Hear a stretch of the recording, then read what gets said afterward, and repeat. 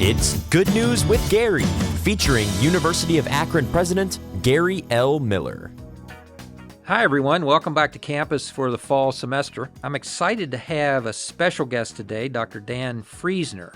Dan is our new Dean of the College of Health and Human Sciences, and he came to us this summer from North Dakota State University, which, Dan, I think is a pretty cold place, right? Very. Very cold.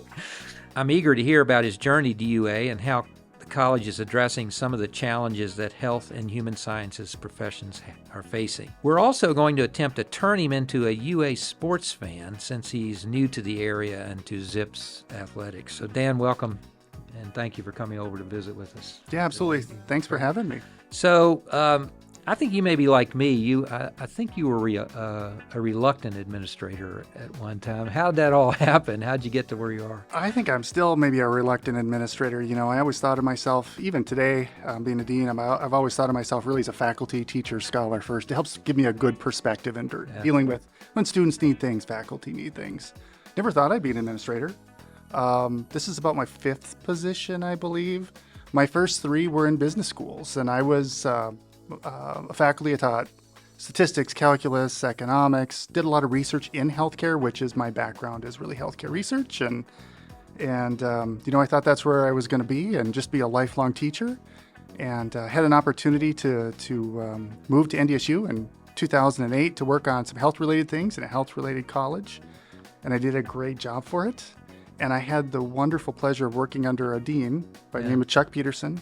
He's dean of that college for like 35 years, and he was just really good. He saw something in me and gave me an opportunity. Mentor, and I'm kind of I was kind of the stats person, kind of the residual of that college. Anytime there was something that didn't fall into a plate, he gave it to me to do, and I was lucky enough to do well and just kind of stuck. So one of the things that attracted us to you was your PhD in economics, and because we're really well aware of the intersection of business and healthcare today, and so I'm interested in how you use that background or how you plan to use it here to advance our health sciences programs and partnerships. Yeah, I think there's a couple of things. The first is having that background and understanding the business side of things. I think is really important.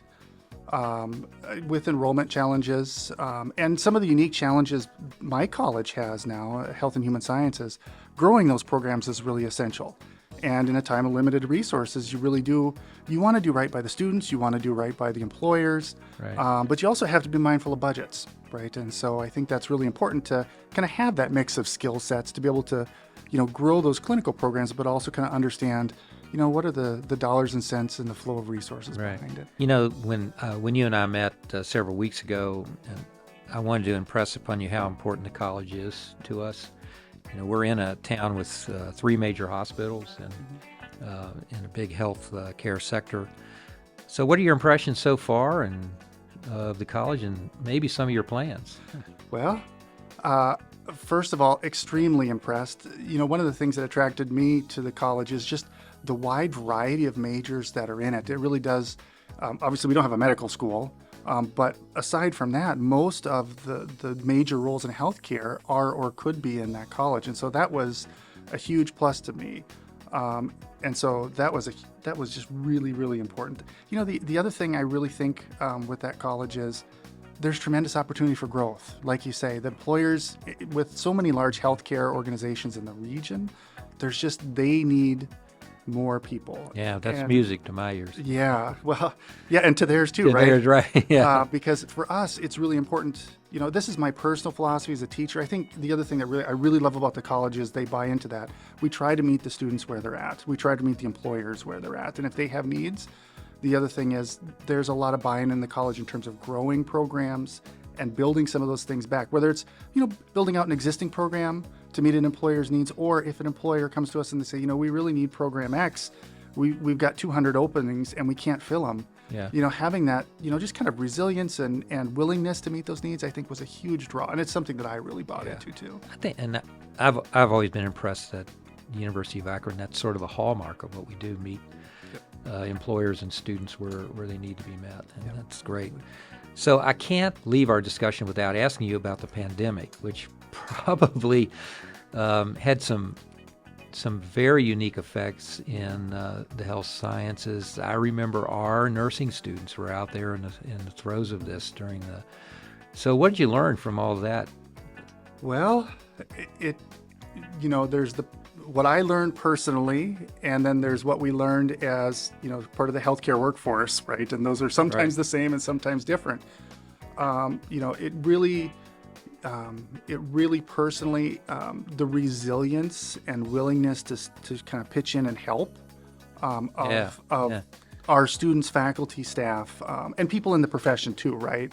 To really help address some of those workforce needs, because let's face it, the other thing that we learned from an industry perspective is when you operate a large healthcare system, you're always kind of on a thin margin with people, right? Because people are expensive. That is so true. And when you don't have enough nurses, and then you throw a pandemic in, or social workers, or, it doesn't matter what area of healthcare, whether it's the respiratory therapists or the phlebotomists even, and then you throw a pandemic on top of it, when they're operating on really thin workforces, now they're really in the weeds.